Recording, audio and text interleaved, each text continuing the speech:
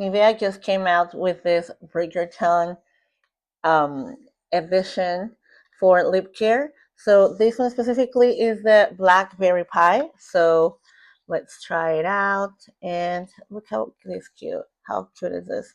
And then this is how it's looking. And when you open it, this is how it looks.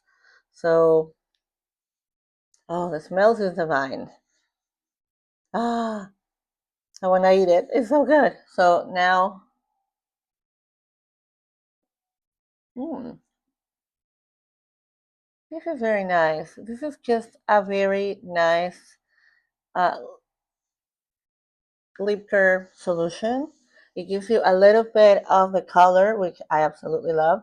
The smell is amazing and it's very affordable. So it's something to carry with you in your purse at all times, especially during the winter that we all get our lips cracked more often. And of course, you can build it up. Like if you put more layers, you will see a deeper tone, but the sensation is amazing on the lips. So I am really liking it and very excited to have it on my purse with me.